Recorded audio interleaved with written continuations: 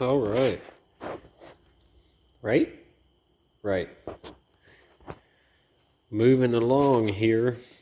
We got all the parts we need to remove at the moment removed. Y'all seen just a second ago. And I went ahead and just got like a real long ways along on the paint work on account of I have no idea what I'm doing.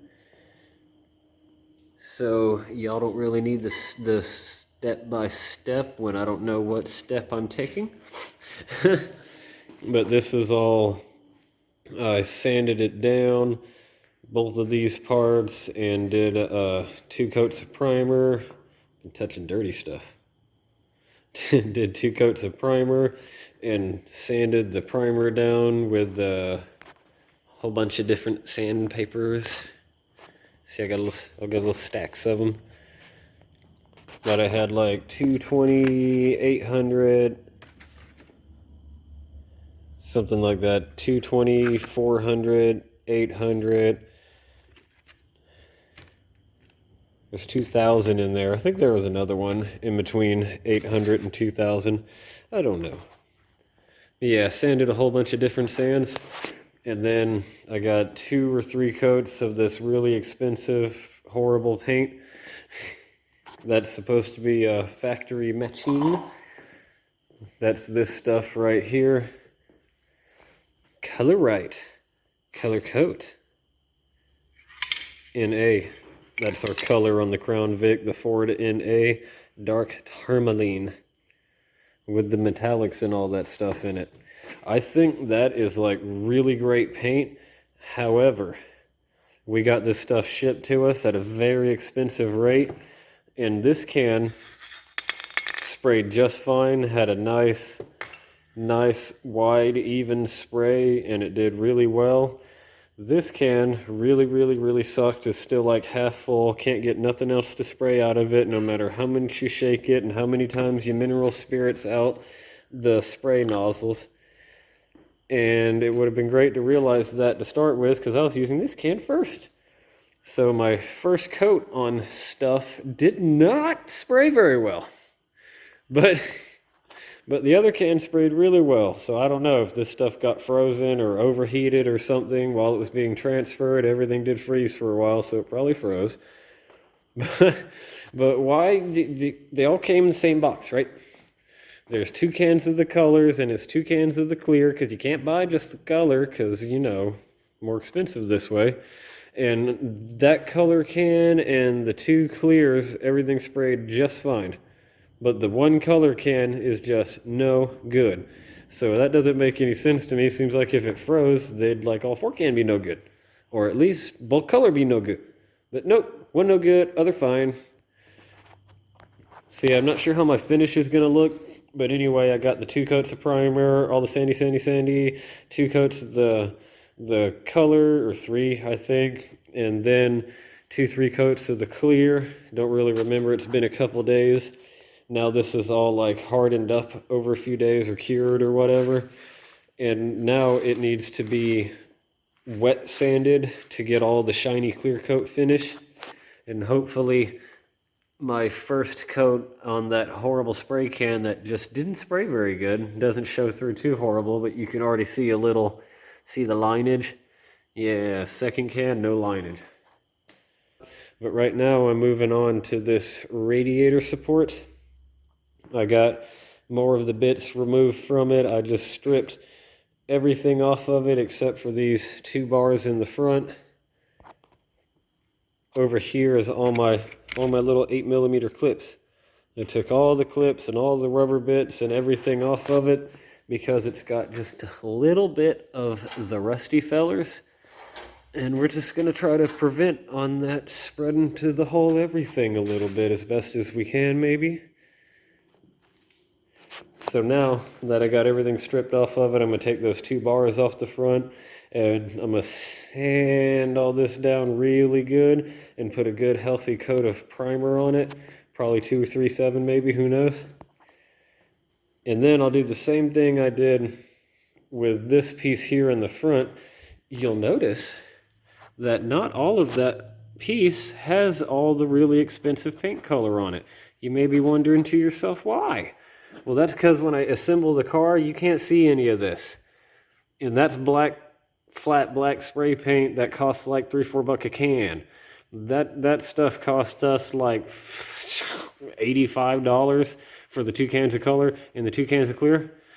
Because you can't buy it any other way. Who wants to buy just expensive color when you can get clear way cheaper and you don't have to have it shipped? No, you got to buy the clear with it. Yeah, anyway, you can't see that part, so I put black on that, so you'll never guess what color this is going to be. Not dark tourmaline metallic, that's for sure. Right, buddy? Yep. I think so. Yeah. Yep. Yep.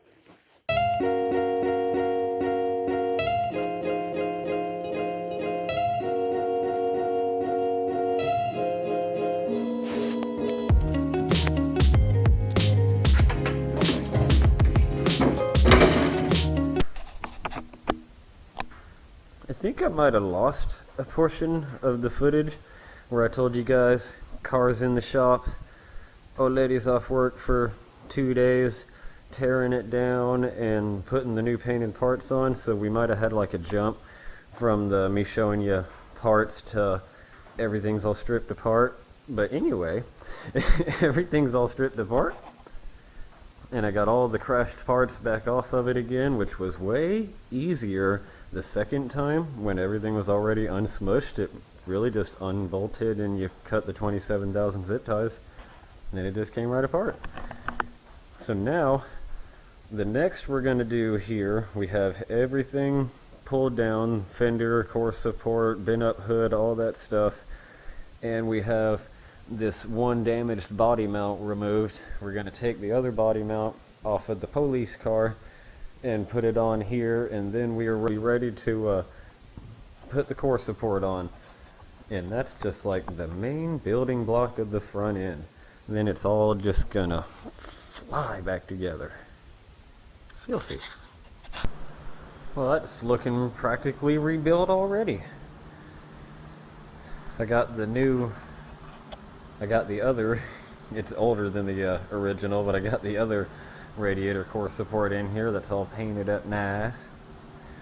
And this was a bit of a pain.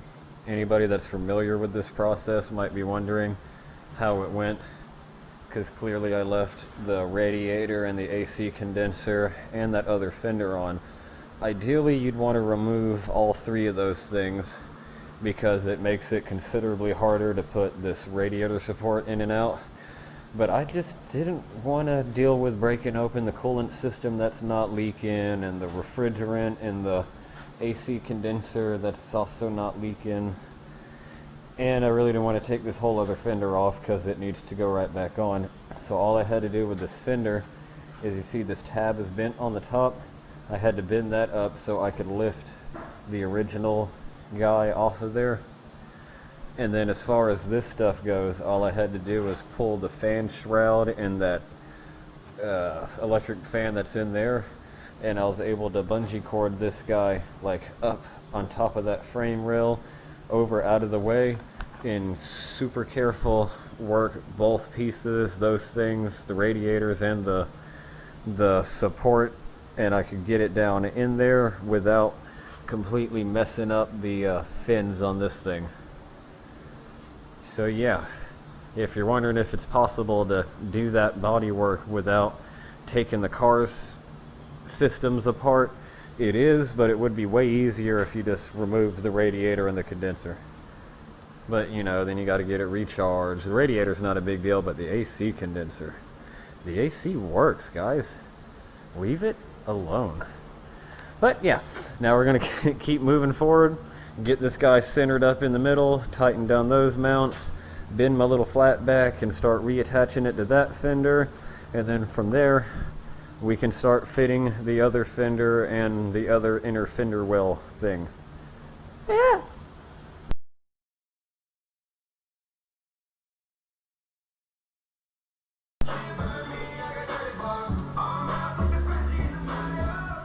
Right, so now we got the fender not just set on the car, but I've got it all bolted in to the radiator support and to the car body. I haven't finished the clear coat on this, but I think my color might be fairly close when I get all the haze out of my clear coat. But check out my fender gap. When I first set this on, there was a big gap here and it was touching at the bottom, but all this stuff up here, the radiator support, moves left, right, forward, back, so you're able to move everything around to get that top gap right like how you need it. And then you tighten down these bolts, what I did anyway, I don't know what you're supposed to do. And then I came down here to the bottom, because after I got that top gap good, then it was really all up on touching down here. So all I had to do is get the top mounted, come down here and stick a pry bar in that hole right there, pry it out this way until my gap looked nice and factory, and then tighten down these lower 10mm bolts there, and then she fits nice. And then all that was left after these bolts at the front, then two at the bottom, then two at the top, is right inside here. There's one body bolt to the car body there, and there's a second one up here. From our accident, I had to like pry that little mount upwards just slightly, but that was it. The whole rest of the cabin is completely like it's supposed to be. Didn't get crumpled in that accident at all, just that one little mount went down a little. But yeah, got the radiator support bolted in, both the fenders are mounted to it, the body of the car is rather almost together. Over here I've got my inner fender well bolted back to the radiator support, the washer guy back in. Tripping on things. I got my radiator mounted to the radiator support. This AC condenser is not designed to made up with this radiator support because it's from a 97, support's from a 92, but I've got the support mounted tight to the radiator so they're both rigid and not vibrating, bouncing around, waiting to wear a hole into something and give you a leak. And then next, I'm moving on to, I'll get my air box back in right there, then that whole section of the car is together, and then I'll take the inner fender well from the cop car, next thing you see, it'll be mounted in there, and then it'll hold my fuse box and our reservoir for the radiator. Then after all that, all I got left under the hood so much is our fan shroud with the electric fan, and then we get to move to the front end.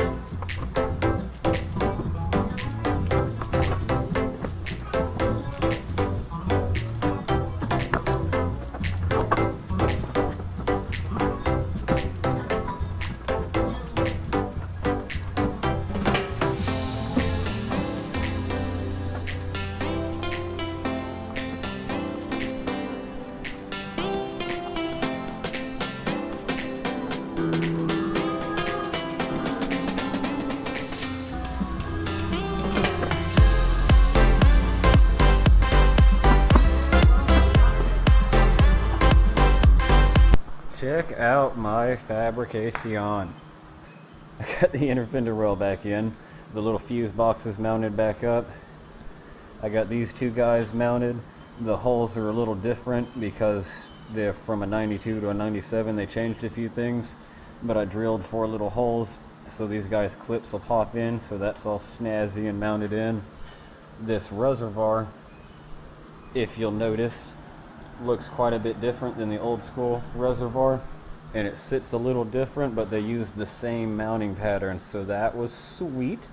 Thank you on that, Ford, appreciate you. So that's mounted back in. The inner fender well and the fender and the radiator support is all tied in and tightened down and like there. And I got my air box back in over here. I just got to plug these 2 plugs back in for my sensors, and then everything's tied back in over there. Then here on putting our 92 fan shroud in our 97 car, the 1992 didn't have the electric cooling fan, so we're going to delete it. No, we're not going to do that. That's dumb. They had a problem with the things overheating and the AC not being very good when you weren't like up at speed and whatnot. That's why they have the electric cooling fan. However, this fan shroud on the 92, you know, they didn't have it then, and I needs to have it now, and I need to use this fan shroud because their other fan shroud, it's mostly there, but not quite enough. So what I did is I drilled some holes, used some big thick boy zip ties to get it mounted in there, and a part of this fan shroud, I drilled a big hole over here to run the outlet, run the connector for the fan out the side so it can hook up to our harness in the car. And look how clean, boys. We even drilled a little hole for its stick-em-in doodad. You might be able to see it right there. See him right there? Yep. Boop. It's not even just dangling in the breeze. So now we're going to get the fan shroud carefully cataloged into the car. It's got 2 mounting bolts here at the top of the radiator, so it'll be securely mounted without even using zip ties.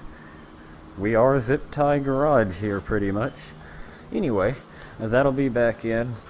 Everything will be tied together under the hood. I could even drop a battery in if I wanted to, but I'll probably wait till I get the, what you call it, across the header panel, across the front, and then I'll start working out my headlight situation. I had to cut on some wires to get everything loose from the old radiator support. But yeah, she's moving along good. Alright.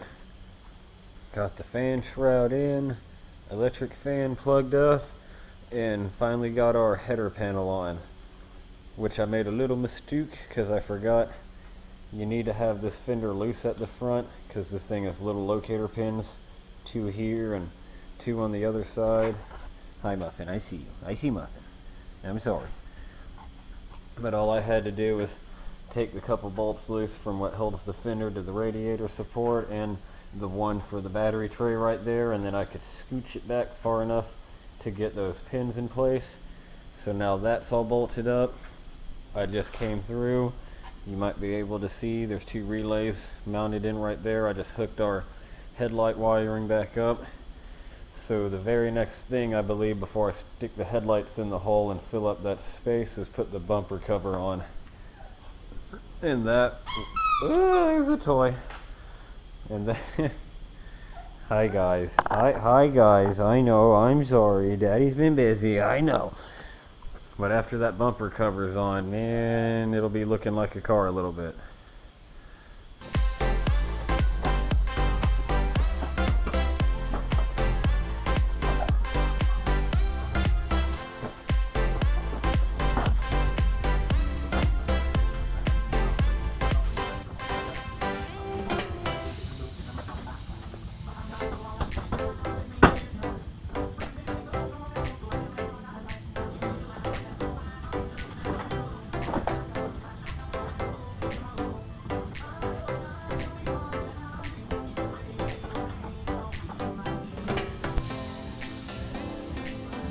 Still using the old crashed bumper for now because I don't have the police car bumper prepped and all that. But it looks a lot better than it did before. Wow.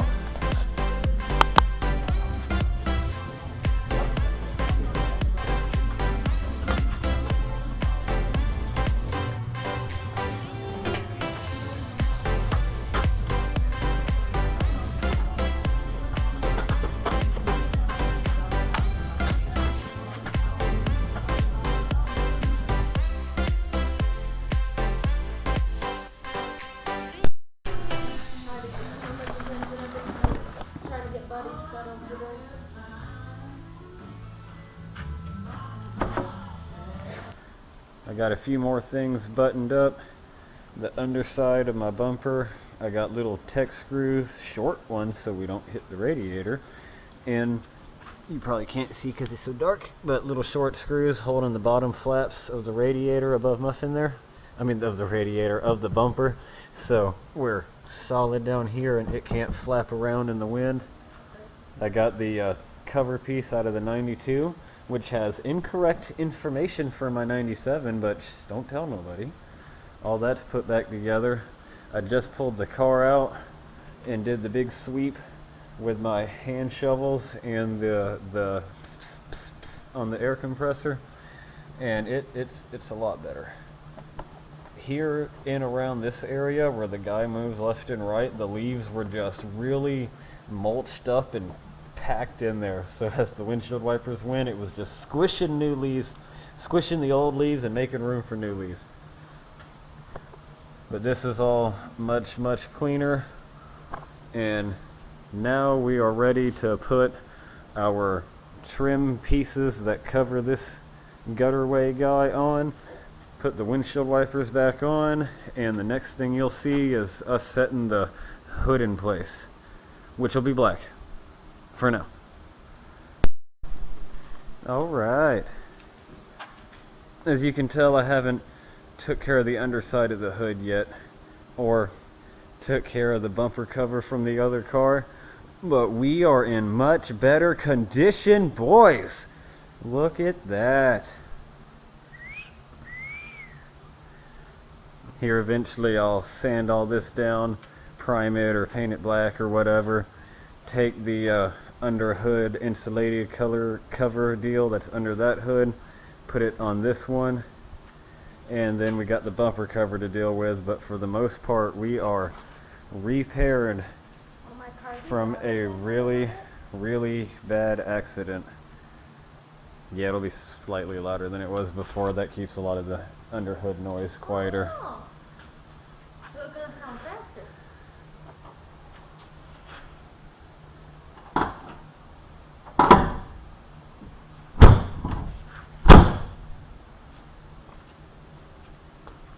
And we got to get more paint for the hood too. You know, hood, bumper cover from the cop car, we got to paint, and that's about it. Or a new bumper cover. Or a new bumper cover. Okay. And that is going to be it for this update video. We'll have another one, third, fourth, whatever one we're on now. There'll be one more when we have the hood painted and all the other stuff buttoned up. But for the most part, it looks awesome. And now my wife's ready to drive her car to work in the morning. So y'all have a wonderful night. Thanks for watching. Comment, like, and subscribe it, and all that other junk that you do all the time. And go and go out and fix a totaled car for yourself. It's just that easy.